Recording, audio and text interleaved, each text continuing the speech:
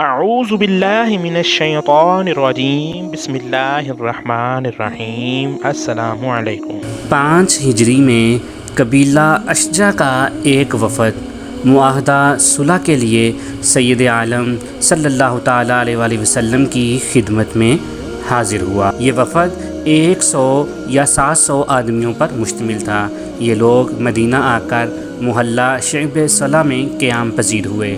سید عالم صلی اللہ تعالیٰ علیہ وآلہ وسلم کو ان کی آمد کی اطلاع ملی تو آپ نے اس بات کا انتظار نہ فرمایا کہ وہ خود بارگاہ نبوت میں حاضر ہوں، بلکہ آپ خود ان کے پاس تشریف لے گئے، خیر و عافیت پوچھی اور بڑی دیر تک کمال اخلاق اور محبت کے ساتھ ان سے گفتگو فرماتے رہے۔ پھر صحابہ کرام سے فرمایا کہ آپ مہمانوں کی کھجوروں سے تواضع کرو۔ وہ لوگ کھانے سے فارغ ہو گئے تو آپ صلی اللہ تعالیٰ علیہ وآلہ وسلم نے انہیں بڑی نرمی کے ساتھ اسلام قبول کرنے کی دعوت دی۔ انہوں نے جواب دیا کہ محمد صلی اللہ تعالیٰ علیہ وسلم، ہم اسلام قبول کرنے کے لیے نہیں آئے، ہماری آمد کی غرض و غایت یہ ہے کہ آپ صلی اللہ علیہ وآلہ وسلم سے امن اور صلح کا معاہدہ کریں، کیونکہ آپ صلی اللہ علیہ وآلہ وسلم کی اور آپ کی قوم کی آئے دن کی لڑائیوں نے ہمیں سخت پریشان کر رکھا ہے۔ سید عالم صلی اللہ تعالیٰ علیہ وآلہ وسلم نے خندہ پیشانی سے فرمایا، جو تم کہتے ہو وہ ہمیں منظور ہے۔ چنانچہ صلح اور امن کا ایک معاہدہ لکھا گیا جس کو فریقین نے منظور کر لیا۔ اس دوران میں اہل وفد حضور صلی اللہ تعالیٰ علیہ وآلہ وسلم کے اخلاق کریمانہ سے اتنے متاثر ہو چکے تھے کہ معاہدہ صلح معرض تحریر میں آنے کے فوراً بعد وہ سب پکار اٹھے، اے نبی صلی اللہ علیہ وسلم، آپ اللہ کے سچے رسول ہیں اور آپ کا دین برحق ہے۔ چنانچہ سب کے سب دولت اسلام سے بہرہ یاب ہو کر اپنے گھروں کو لوٹے۔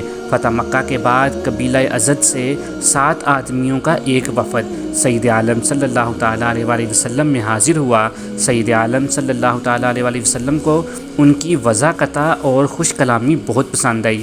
آپ نے ان سے پوچھا، تم لوگ کون ہو؟ انہوں نے عرض کیا کہ ہم مومن ہیں۔ سید عالم صلی اللہ تعالیٰ علیہ وآلہ وسلم مسکرائے اور فرمایا، ہر بات کی ایک حقیقت ہوتی ہے، بتاؤ تمہارے قول اور ایمان کی کیا حقیقت ہے؟ اہل وفد نے عرض کیا، ہم میں 15 خصلتیں ہیں، ان میں سے 5 تو ایسی ہیں جن کے متعلق آپ کے قاصدوں، مبلغین یا داعیان اسلام نے ہمیں حکم دیا ہے کہ ان پر ایمان رکھیں، اور 5 ایسی ہیں کہ جن کے متعلق ہدایت کی ہے کہ ان پر عمل کریں، اور 5 وہ ہیں جن کے ہم زمانہ جاہلیت سے پابند ہیں اور اب تک ان پر قائم ہیں۔ سید عالم صلی اللہ علیہ وآلہ وسلم نے پوچھا، وہ 5 باتیں کون سی ہیں جن پر تمہیں ایمان رکھنے کا حکم دیا گیا ہے؟ اہل وفد نے عرض کیا کہ یا رسول اللہ صلی اللہ علیہ وسلم، وہ یہ ہیں کہ ہم اللہ تعالیٰ، اس کے فرشتوں، اس کی کتابوں اور اس کے رسولوں کو مانیں اور مرنے کے بعد جی اٹھنے کا یقین کریں۔ سید عالم صلی اللہ علیہ وسلم نے پوچھا، وہ 5 باتیں کیا ہیں جن پر تمہیں عمل کرنے کی ہدایت کی گئی ہے؟ اہل وفد نے جواب دیا، یہ کہ ہم اقرار کریں کہ اللہ کے سوا کوئی معبود نہیں، نماز پابندی سے پڑھیں، زکوٰۃ ادا کریں، رمضان کے روزے رکھیں اور اگر استطاعت ہو تو بیت اللہ کا حج کریں۔ فرمایا، اچھا اب وہ 5 باتیں بتاؤ جن پر تم زمانہ جاہلیت سے کاربند ہو۔ اہل وفد نے عرض کیا، خوشحالی کے وقت شکر کرنا، مصیبت پر صبر کرنا، راضی بار رضائے الہی رہنا، آزمائش کے وقت راست بازی پر قائم رہنا اور دشمنوں کی مصیبت پر ہنسی نہ اڑانا۔ سید عالم صلی اللہ علیہ وسلم نے فرمایا، تم لوگ تو بڑے حکیم اور عالم نکلے، تمہاری حکمت و دانش گویا انبیاء کی حکمت و دانش ہے۔ اچھا تو اب 5 باتیں میں تمہیں بتاتا ہوں تاکہ کل مجموعہ 20 باتیں ہو جائیں۔ فرمایا، ضرورت سے زیادہ اشیاء خورد و نوش جمع نہ کرنا۔